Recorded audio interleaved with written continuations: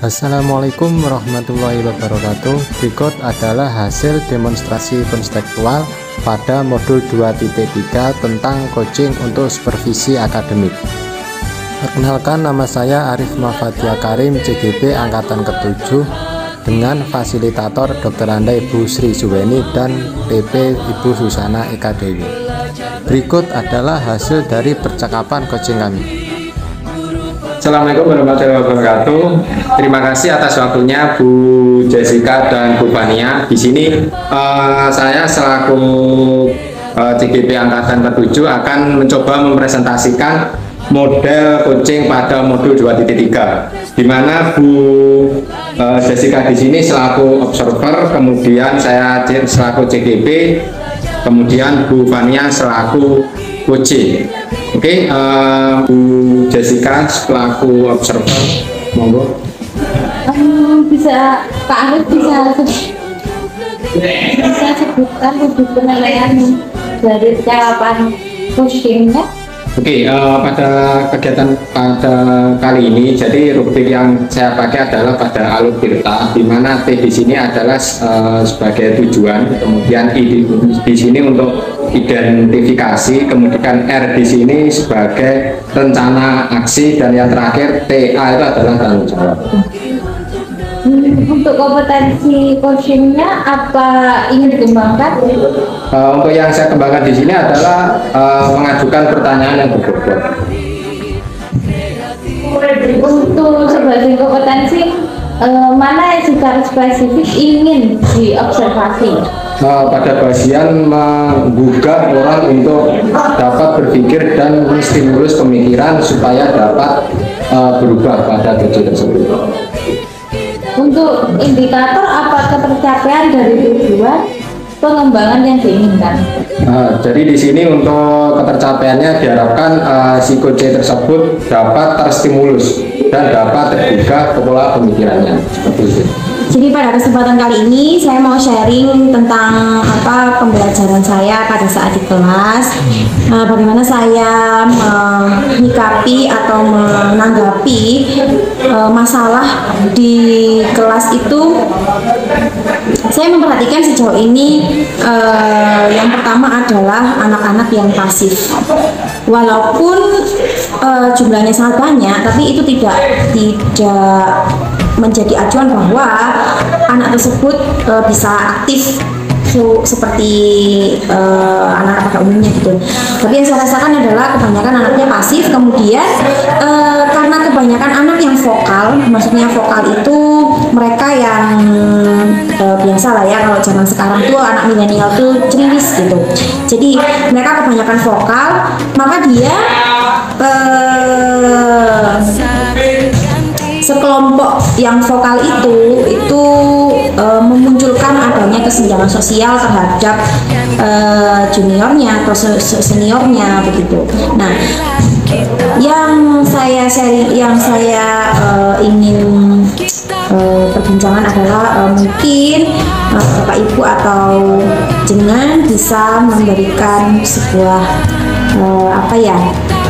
masukan atau apa yang bisa saya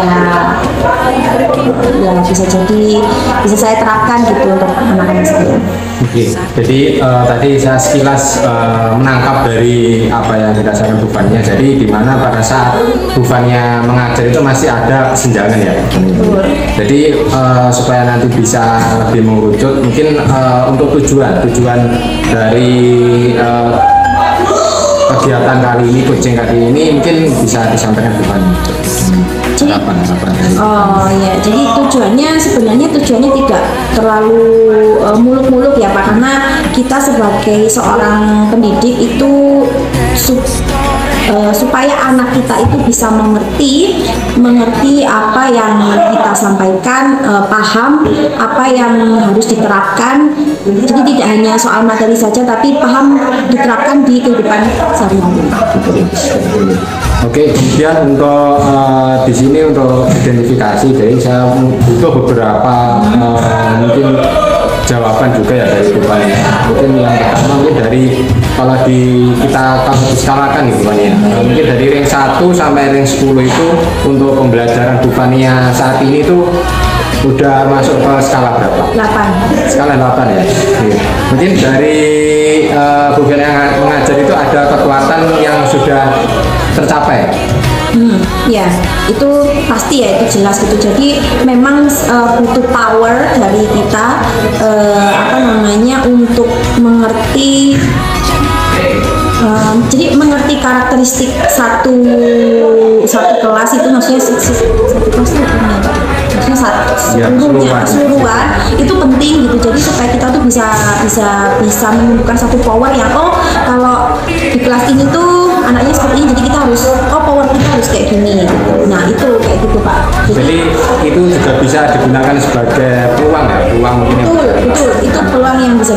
Ya mungkin kegiatannya contoh kecilnya kita merubah cara mengajarnya dengan cara yang lebih aktif itu, maksudnya yang biasanya kita diem cuma duduk itu cobalah kita gerak atau game rules kayak gitu. Nah kayak gitu Pak. Mungkin selama ini ada nggak hambatan-hambatan yang menyebabkan adanya kesenjangan sosial itu sendiri? Ada. Jadi kalau hambatannya lebih ke personalnya aja sih Pak, lebih ke personalnya anaknya gitu. Itu menjadi hambatan, makanya kenapa memunculkan kesenjangan sosial itu tadi. Oke. Jadi terakhir ini mungkin Bu Fania punya rencana yang bisa atau yang dapat dilakukan untuk bisa tercapai tujuan-tujuan di atas tadi. Ada sih rencananya. Inginnya saya tuh merubah suasana kelas tuh jadi beda gitu, entah dari e-catching, maksudnya dari segi interior kayak gitu-gitu. Itu pengaruh sih Pak kalau menurut saya. Jadi yang awalnya cuman lihat warna putih nih sekeliling gitu, tapi kalau kita bedain entah itu ada mading atau apa itu pasti beda gitu. Jadi anak tuh kayak mau masuk tuh kan ada yang beda. Bagus sekali Bu. Mungkin yang terakhir mungkin ada nggak ukuran atau tolak ukur dari apa yang Bu Fania tadi rencanakan itu untuk ketercapaiannya, itu ada nggak tolak ukurnya? Oh ternyata misalkan Bu Fania udah berencana seperti ini, targetnya seperti ini, mungkin ada nggak tolak ukurnya? Atau ini sih belum ini sih Pak. Iya belum. Kemudian untuk apabila pada saat aksi nyatanya dari bikinnya itu mungkin pastinya kan ada gangguan-gangguan ya. Mungkin kalau untuk mengantisipasi gangguan tersebut seperti apa? Mengantisipasi gangguan tersebut. Iya. Sejauh ini sih saya belum ini ya Pak, belum ada gangguan-gangguan gitu selama saya menjalankan rencana saya, alhamdulillah gitu. Karena memang saya persiapkan khusus gitu, jadi supaya tidak ada gangguan-gangguan gitu. Oke, terima kasih. Jadi Bu Fania tadi sudah memberikan beberapa mungkin solusi ya. Jadi dari tujuan yang semula Bu Fania harapkan, Bu Fania sudah dapat menggali sendiri solusi-solusi yang nantinya akan diterapkan pada aksi nyata. Kemudian apa komitmen dari Bu Fania terhadap rencana aksi yang akan dilakukan Bu Fania itu? Komitmennya. Kalau untuk komitmennya yang jelas disiplin waktunya ya Pak. Jadi kayak gimana saya nerapinya itu sesering kali mungkin. Jadi kalau bisa setiap pertemuan itu ya saya terapkan gitu. Jadi ada sesuatu hal yang beda. Itu yang bisa bikin kita semangat juga, biar kita juga semangat. Terima kasih Bu Fania. Semoga apa yang kita lakukan pada hari ini, sesi coaching ini dapat membantu Bu Fania untuk mengatasi solusi yang tadi di kelasnya ada yang kesenjangan dan kemudian ada yang masih pasif, dapat teratasi dengan solusi yang Bu Fania tadi paparkan. Mungkin terima kasih Bu Fania untuk pertemuan kali ini. Sama-sama Pak. Pada alur tirta, itu terdapat beberapa tahapan. Yang pertama tujuan kan, T yang tujuan, itu sudah. Terus yang I ada identifikasi itu sudah. Terus yang R adalah rencana juga sudah. Terus ada T-nya itu adalah TA-nya itu ada tanggung jawab juga sudah. Nah, sudah seperti itu ya Pak. Untuk Pak Arifin sendiri kan apa yang sudah dilakukan pada saat melakukan coaching ya, itu yang menjadi indikator pencapaian pengembangan nantinya. Jadi pada saat coaching yang barusan ini saya sudah yang indikator yang tadi yang saya harapkan adalah menggugah coach itu sendiri untuk dapat berpikir dan juga menstimulus pemikiran untuk dapat memecahkan masalahnya sendiri. Jadi si coach itu sendiri bisa mendapatkan solusi dari permasalahan. Untuk kompetensi apalagi yang ingin dikembangkan itu berdasarkan hasil melakukan coaching yang barusan dilakukan. Jadi untuk coaching selanjutnya saya berharap dapat mengembangkan untuk poin mendengarkan aktif, di mana seseorang coach yang baik adalah yang akan banyak mendengar tapi sedikit untuk berbicara. Jadi yang paling dominan adalah coaching itu sendiri. Oke, ada lagi? Sudah Pak, jadi begitu observasi yang saya lakukan. Pertanyaan saya ajukan juga sudah semua tercapai ya, saya lakukan ini.